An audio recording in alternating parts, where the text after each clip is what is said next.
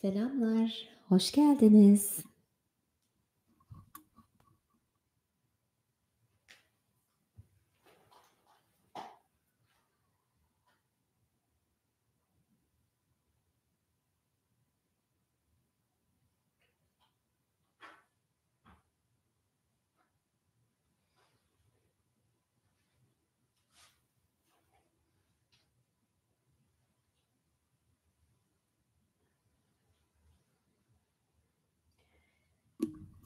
Bir dakika hemen geliyorum.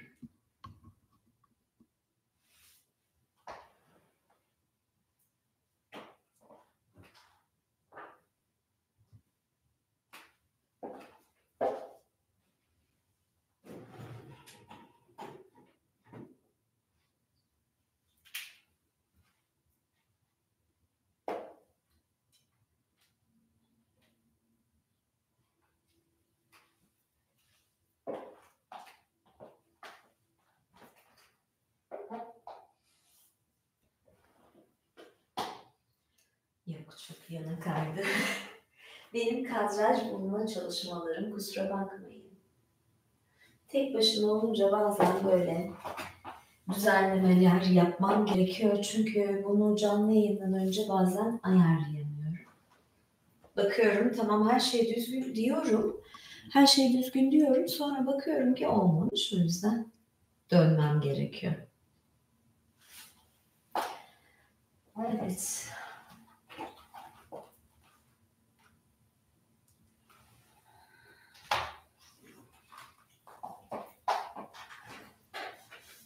Bir yandan mesajları da böylece kontrol edebileceğim.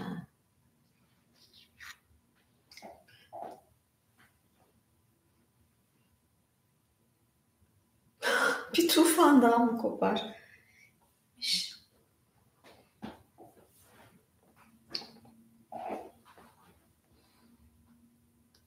Şöyle bir bakalım.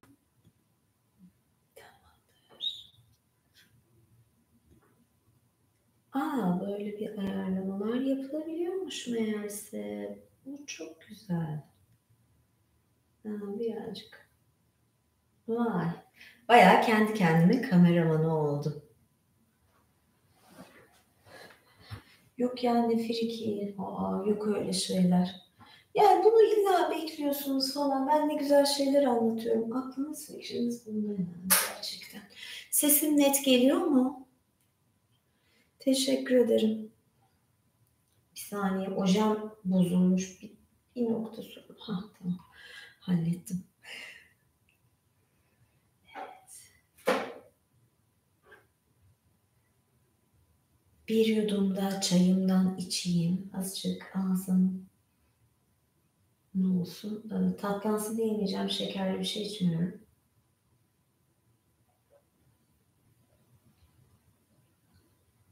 Şimdi güzel bir okuma yapacağım için bir yudum bir şey içmek istedim. Sesim güzel geliyor mu?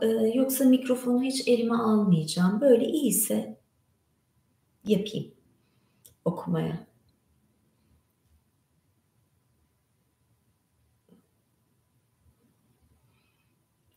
Ses güzel değil mi?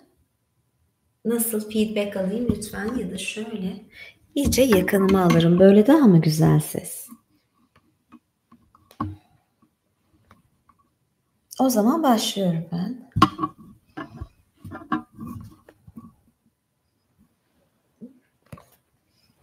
Ben şuradaki uzatma kablosunu da pembeye boyarsam fena olmayacak. Evet bir savaşçı yayını yapacağım. Sonra imparator yayını da yapacağım ve yani ses uzaktayken daha iyiydi diyorsanız tekrar buraya koyuyorum mikrofonu.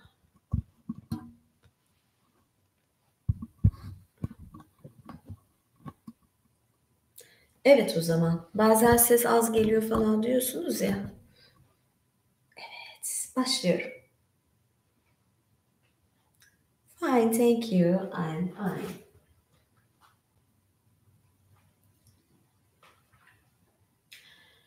Bugün size tufan mitlerinden okumaya devam edeceğim ve eski Babil tufan efsanesi Adrahasis'i okuyacağım size. Tamam. Milattan önce 1700'lerde Akkadça yazılan tufan efsanesinin baş kısmı tanrılar insanlar gibi iken diye başlıyor. Tanrılar pek çok kanallar açıyorlar. Pek çok kanallar açıyorlar deyince aklıma şey geldi yani böyle bu tanrılar YouTube kanalı falan mı açıyor? Ne yapıyor yani? Neyse su kanalıdır o büyük ihtimalle de. Evet. Pek çok kanallar açıyorlar. Dicle Nehri'nin kıyısını temizliyorlar, evler yapıyorlar. Sümer inanışına göre tanrılar bütün şehirlerini temizleyip insanlara vermişlerdir. Bütün şehirleri hazırlayıp temizleyip her şeyi insanlara vermişlerdir. İşleri çok ağır, bu yüzden gidip baş tanrıları danışman Enlil Baba'ya gözyaşlarıyla sıkıntılarını anlatıyorlar. Gök tanrısı Anu ne oluyor, şikayetiniz nedir diye soruyor.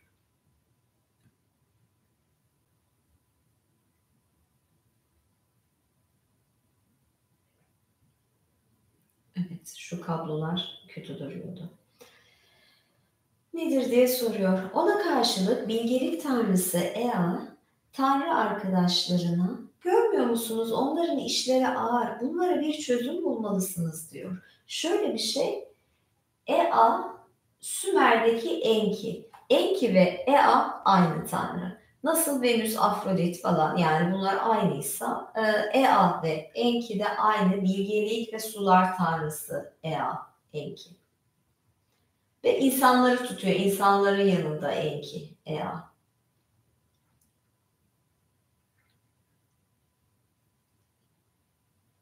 Ona karşılık bilgelik tanrısı Ea, tanrı arkadaşlarına görmüyor musunuz? Onların işleri ağır, bunlara bir çözüm bulmalısınız diyor. Döl yatağı tanrıçası Beletihli de ölümlüleri yaratalım da bunların işlerine yardımcı olsunlar diyor. Bilgin tanrıça Ebemani de ona sen döl yatağı tanrıçasısın, ölümlüyü yarat, boyunduruğu o taşısın diyor. O da tanrılara şu öneride bulunuyor. Ayın 7'si ve 15'inde herkes temizlenecek. Sonra bir tanrı kesilecek, onun kanıyla kil karıştırılacak, ondan insan olacak. Bütün tanrılar bunu kabul ediyorlar. Ayın 7'si ile 15'inde yıkanıyorlar, bir toplantı yapıyorlar. Bu toplantıda bir tanrıyı kesiyorlar. Tanrıça Nintu onun kanıyla çamuru karıştırıyor. Bu çamura insan şeklini veriyorlar. Bütün tanrılar onun üzerine tükürüklerini atıyor. Böylece ilk insan oluyor. Bu bölüme ait satırları metinden de okuyacak olursak Enki ağzını açtı ve yüce tanrılara dedi ki ayın 7'sinde ve 15'inde temizlenmek için yıkanmayı başlatıyorum. Bir tanrı kurban edilsin. Böylece tanrılar onda yıkanıp arınacak. Onun eti ve kanıyla Nintukil'i karıştıracak. Böylece tanrı insan karışacak, birlikte yoğrulacak. Geri kalan zamanlarda büyük davul duyacağız. O tanrının etinde bir ruh vardır. Onun işaretleri yaşayanlarda çıkacaktır. Böylece bu ruhun varlığı unutulmayacaktır. Şimdi burası böyle çok ilginç. Bir mesela ayın 7'si 15'i deniyor da ben ilk mesela 7'sine şey yaptım, taktım. Hani mesela Tanrı insanı yaratırken 7. gün yaratıyor ya. Burada da böyle benzer tema var. Kili karıştırıyor. Kil, çamur aynı şey. Burada böyle tükürüyorlar. Tanrı nefes üflüyordur mesela bizim anlatılarda falan yani kitaplarda böyle yazıyor. Bu şekilde ilginç yani tanrılar kendi yorulmuşlar. Diyor ki en iyisi bir tane ölümlü insan yaratalım o bizim yerimize yorulsun. Ne gerek var falan diyorlar işte böyle.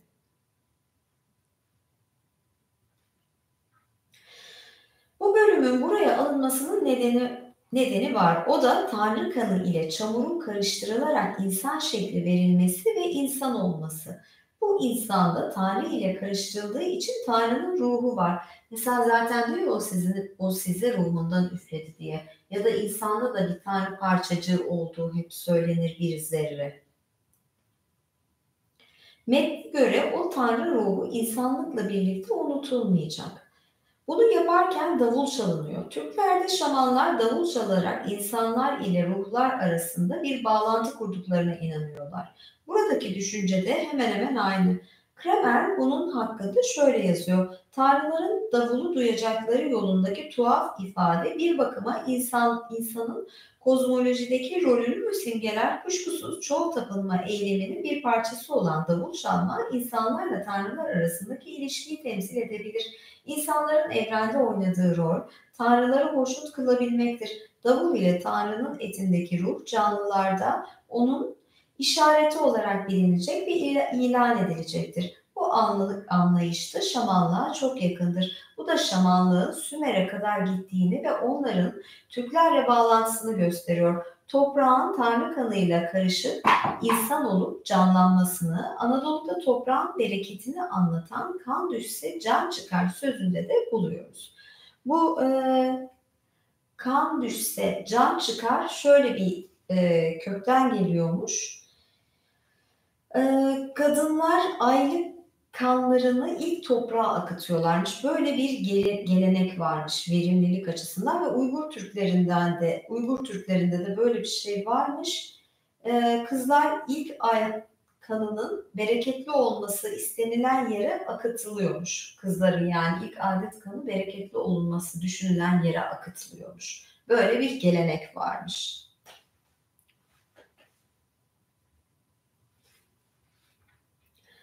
Bundan sonra göl yatağı tanrıçası Nintu 14 parça çamur alıyor. 7'sini sağ, 7'sini sol tarafına koyuyor ve bunlardan 7 erkek ve 7 kadın yaratıyor. Bakın yine 7 sembolü var.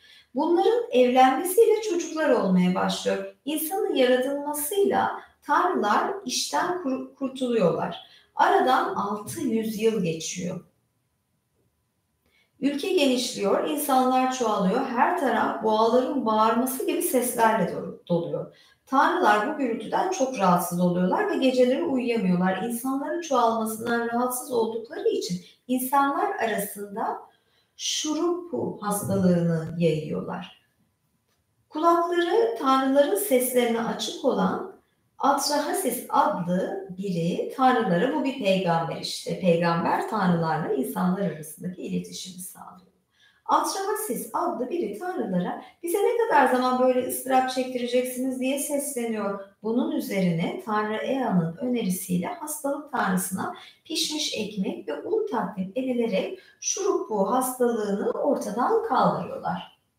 Evet, ilk başta insanları cezalandırmak için hastalık gönderilmiş. 600 yıl daha geçiyor aradan. Yine insanlar çoğalıp gürültü yapmaya başlıyorlar. Onlardan kurtulmak için yağmur tanrısı yağmur getirmiyor. Büyük bir kuraklık oluyor. İnsanlar bu yüzden ölmeye başlıyorlar. Yine Tanrı Ea'nın yardımıyla rüzgar ve yağmur tanrısı adada bir mabet yapılıp ekmek ve un kurbanı veriliyor. Böylece kuraklık bitiyor.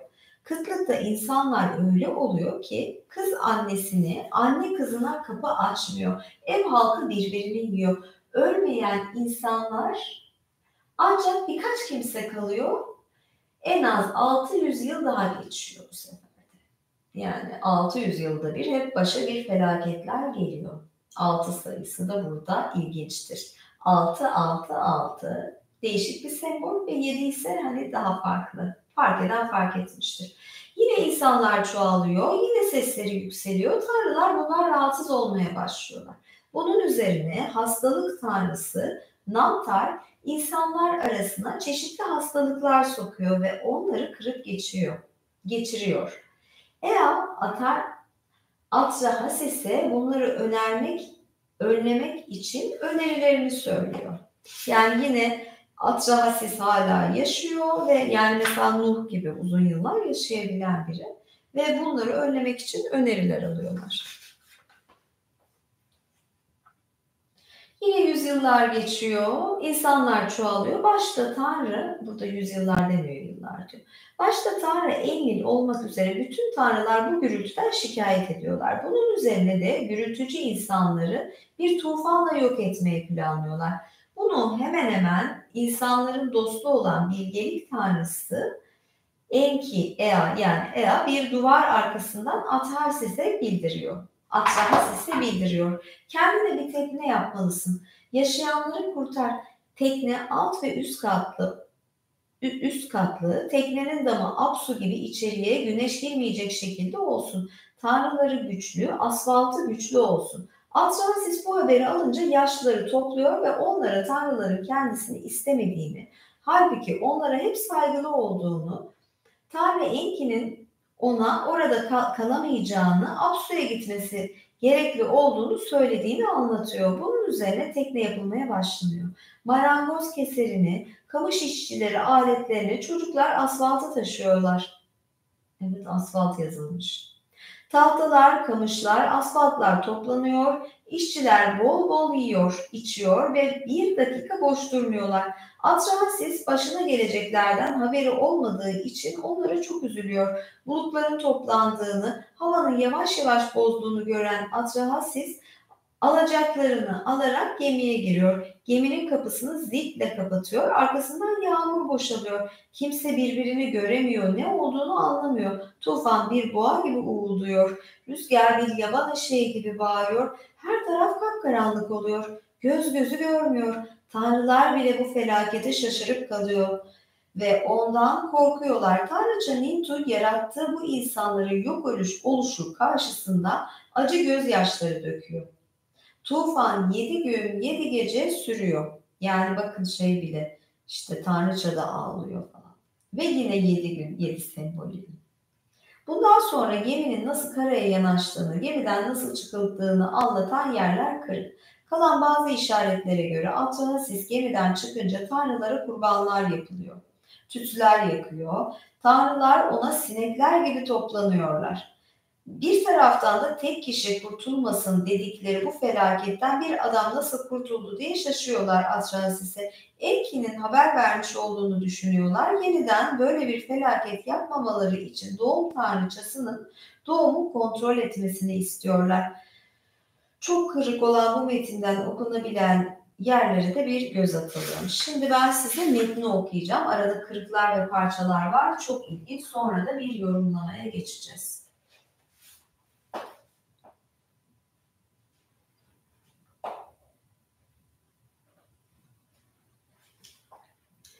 Tanrılar insanlığı yok etmeye karar verdiler.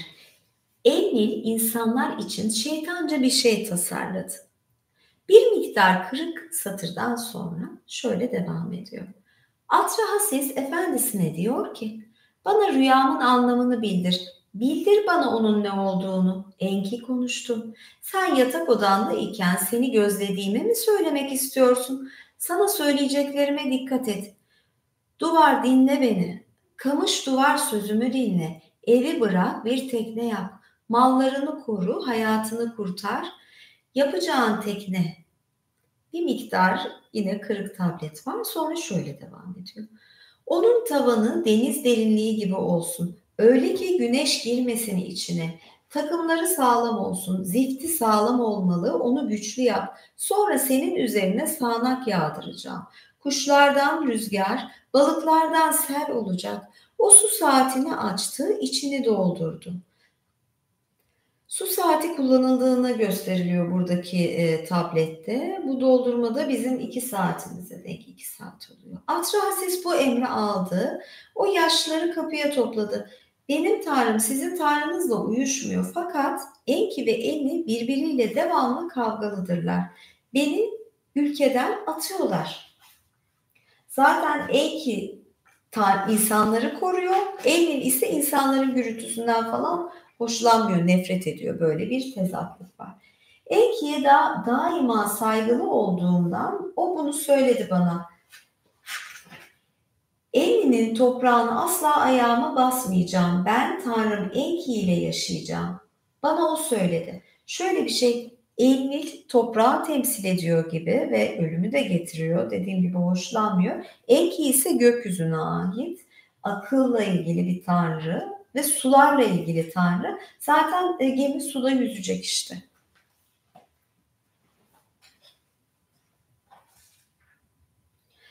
Okunmayan satırlardan sonra şöyle devam ediyor. Yaşlılar, marangozlar baltayı taşıdılar. Kamış işçileri kamışları getirdiler. Zengin adam zift getirdi. Fakir adam gereklileri getirdi.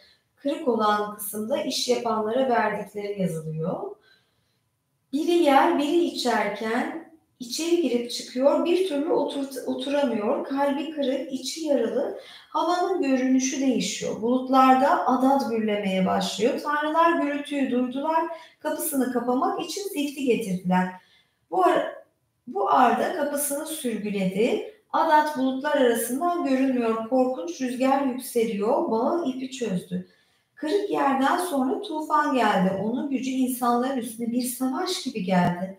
Kimse kimseyi göremedi. Bu felakete kimse kimseyi tanımadı. Tufan bir boğa gibi saldırdı. Rüzgar bir bağ kuşun uğuldaması gibiydi.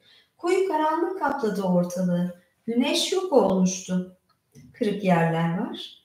Yüce Tanrım Nintu üzüntüyle kıvranırken dudaklarını ısırıyordu. Büyük tanrılar, Anunnakiler aç ve susuz oturuyorlardı. Tanrıça ağlayarak gördü onları. Tanrıların ebesi Bilgin Mami, gün karanlık olarak büyüsün, gün karanlığa dönsün. Tanrılar Meclisi'ne de nasıl onlarla birlikte bu kırıma karar verdim. Enlil o kadar güçlü müydü ki beni buna zorladı? Meydana getirdiklerime yardım edemedim. Onlar sinekler gibi öldü. Bana gelince nasıl bu acının içine düştüm? Nasıl sessiz kaldım? Yaşamak için gerekliler bulunan bir ev gibi. Göğe mi çıkayım? Tanrı oğulları emirleri tutanlar nereye gitti? Baş karar veren Anu nereye gitti? Akılsızca tufanı getiren, halka aşağılayan, halka felaket veren kırık yerler var. Nintu inleyerek Yusufçukların yaptığı yol gibi denizi doldurdular. İnsan cesetleri var. Tekneler gibi köşelere girdiler. Tekneler gibi suyun kıyılarını kapladılar. Onları gördüm, ağladım. Onlar için ağıt yaptım. Hislerimi tutamayarak ağladım. Nintu duygularını göstererek ağladı. Tanrılar onunla birlikte ülke için ağladılar. Koyunlar gibi dere yatağını doldurdular. Susuzluktan dudakları kurumuştu tanrıları. Açlıktan kıvranıyorlardı. 7 gün 7 gece tufan sürdü. Kırk olan bir yerde tufanın bittiği ve Atrahasis'in tanrılara kurbanlar sunduğu yazılıyor. Tanrılar kokuyu fark ettiler. Kurbanın etrafına sinekler gibi üşüştüler. Kurbanı yedikten sonra Nintu azarlamak için ayağa kalktı. Bu kararı veren Anu nerede? Enlil kurban kokusunu duymadı mı? Mantıksız olarak tufanı getiren, halka bu kötü felaketi getiren, aydınlık yüzleri kedere döndüren. Yine nokta nokta nokta boşluklar var tabii. Boynundaki mücevher gibi bunu söyleyen doğum tanrıçası Nintu. Boynumdaki mücevher gibi onu her gün sonsuza kadar hatırlayalım. Kahraman Eni tekneyi gördü. İgigi tanrılarına kızgınlıkla bakarak bütün büyük Anuna tanrıları bir yemin yapmıştı. Bu felaketten bir adam nasıl kurtuldu? Anu konuşmaya başladı. Kahraman Enli'ne dedi ki bunu Enki'den başka kim yapabilir? Kararı o açıkladı. Enki konuştu. Büyük tanrılara dedi ki gerçekten onun sizin için yaptım. Ben yaşamın korunmasından sorumluyum. Burada bir değişik gerçek kelime. Gerçekten onu sizin için yaptım dese daha doğru olurdu. Ben yaşamın korunmasından sorumluyum. Tekrar büyük bir okunamayan yer geliyor. Ondan sonra Enlil konuşuyor.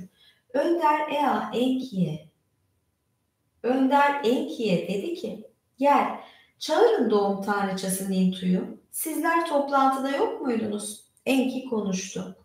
Ve doğum tanrıçası Nintu'ya dedi ki sen doğum tanrıçası, kaderleri veren bütün insanlara ölümü sen getirdin. Yine bir miktar kırıktan sonra bundan sonra halk arasında 3 kadın olsun. 3 tip kadın. Halk arasında doğurmayan kadın olsun. Ve halk arasında dişi cin olsun. Bir kadın doğuruyor, bir kadın doğurmuyor, kısır oluyor, bir tane de dişi kadın cin. Ben bunun sonra kim olduğunu söyleyeceğim. O doğuran kadının kucağında bebeği kaçırsın. Yüksek rahibe ve rahibeliği meydana getirsin. Onlara yasak olsun ve çocuk doğumu bitsin. Yine bir kırık tablet. Nasıl bir tufan yaptık fakat bir adam kurtuldu bu felaketten. Sen danışmansın. Senin emrinle insanlar kurtuldu. İgigiler seni öven bu şarkıyı işitsin. Senin büyüklüğünü birbirine anlatsınlar. Tufanı bütün halka şarkı ile söyleyeceğim, dinleyin. Ve tabletin sonunda yazılanlardan sonra 3. tablet, tanrılar insanlar gibiyken. Evet.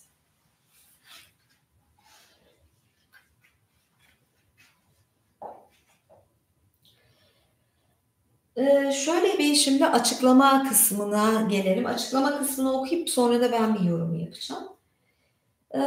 Görüldüğü gibi metnin tufanla ilgili olan kısmı çok kırıklı. Yine de tanrıların çoğalan insanlardan kurtulmak için bir tufan yapmaya karar verdikleri, bu kararın bilgelik tanrısı tarafından Atrahasis adlı birine bildirildiği, tufanın 7 gün 7 gece sürdüğünü, tufanın şiddetinden tanrıların bile korktuğunu anlıyoruz. Ama geminin nereye yanaştığı, gemiden nasıl çıktıkları, Atrahasis'e ölümsüzlük mü verildiği ve nereye yerleştirildiği anlaşılmıyor. Metnin son kısmı ise ilginç. İnsanların yeniden çoğalmalarını önlemek için hava tanrısı Enlil, doğum tanrıçası Nintu'ya bir öneri veriyor. Halk içinde 3 cins kadın olacak. Bunlardan biri doğuran, diğeri doğuramayan, yani kısır kadın, üçüncüsü de doğuran kadın fazla doğurmaya başladı mı çocuğunu kucağından kaçıracak, yani öldürecek bir dişi cin. Bundan başka doğurması yasak olan yüksek düzeyde ve normal düzeyde rahibeler meydana gelecek. Böylece insanlar çoğalmayacak. Bundan 4000 yıl önce nüfus kontrolü böyle yapılmış. Rahibeler Tanrı'nın gelini sayıldığından onlardan doğan çocuk Tanrı'nın çocuğu sayılıyor. Sümerliler bir Tanrı çocuğu istemiyorlar. İsa'nın Tanrı çocuğu sayılması gibi. Yani burada da evet İsa'ya bir benzetme hali var. Evet. Şimdi benim burada mesela okuduğum yerde bir çıkarımım var. Kendi yorumumu yapmak istiyorum. Artık sona geldik. Ben biraz daha rahat bir şeyler giymek istiyorum açıkçası. Böyle giyiniyordum. Ay. Bu ayağım hangisi? Ya sağımı solumu karıştırdım. Oturmak da. Bacak bacağın üstüne oturunca insan karıştırıyor ya. Biraz normal hayata dönüyorum. Evet. Biraz da yanaştırayım size. Açıklama yaparken yanaşayım şöyle biraz.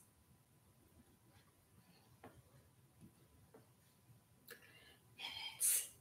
Şimdi bakalım görüntüyü nasıl çekecek? Bunu merak ettim. Evet. Şöyle bir şey var. Benim yorumum bu. Size bakayım, çok yana dönüyorum. Karşıma geçin. Evet. Şimdi 3 tip kadından söz etti. 3 tip kadın bana bazı şeyleri hatırlatıyor. Ve de üçüncüsü de cindi. Ve çocukları kaçırıyordu. Sağlıklı çocukları kaçırıyor ve öldürülüyor. Bu size kimi hatırlattı bilmiyorum. Hiç yorumlarda yazacak var mı? Birazdan açıklayacağım. Bakalım bilen var mı? Bakıyorum. Bilen var mı acaba aranızda bunu bilecek?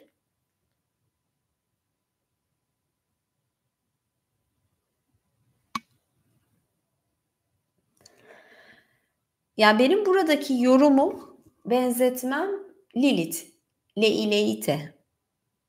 Yani çünkü Lilith de doğurmaz ve doğmuş çocukları kaçırır ve boğar. Yeni doğmuş bebekleri boğmasıyla biliniyor Lilith. Yani aslında ama bir türde şey gibidir, yani kimine göre ise kutsaldı. O da ilk, yani Havva yerine Lilith vardı biliyorsunuz. Ve 3 tip kadın bana şunu da hatırlatıyor. Ay, yani bildiğimiz gökteki ay dişiliği sembolize eder bazı kültürlerde ve ayın 3 hali vardır aslında. Yani aslında bir sürü hali var. İlk 4'ün hilal, son 4'ün falan dolunay, ama Hilal ay bakire, kızı temsil eder. Genç kızdır hilal ay. Dolunay, hamile kadını temsil eder, doğurganlığı temsil eder. Küçülmekte olan ay ise, yaşlı koca karıyı temsil eder, bilge kadını temsil eder. Bu da ayrı benim, yani, mesela metni okuduğum zaman, benzettiğim kısım oldu. "A, böyle de bir şey var." dedim yani. Bağlantı kurduğum kısım.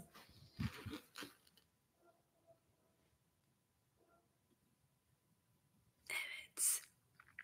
Ben yine kamerayı azıcık uzaklaştırayım mı?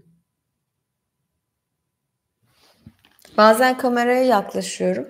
Bazen, böyle kamerayı yanaştırıyorum. Hem sesçiyim hem kameramanım hem okuyorum başrolde. Yani bayağı bir işi aynı anda yapıyorum ama zevkli de oluyor. Ay, yanda kaldım ama. Ortalayamıyorum. Heh.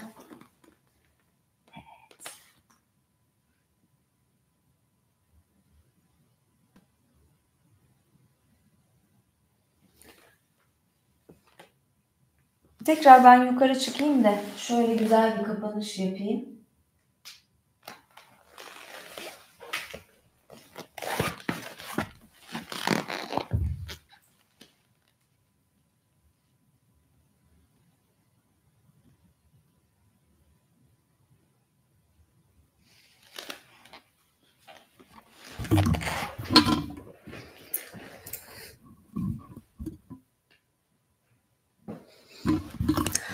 Evet sevgili seyirciler, sevgili kanal üyelerim ve abonelerim. Bugünkü masal gecesi de burada sona erdi. Bugün tufan mitlerinden Babil Tufan mitini okuduk. Eee, Ben okudum, biraz da anlattım.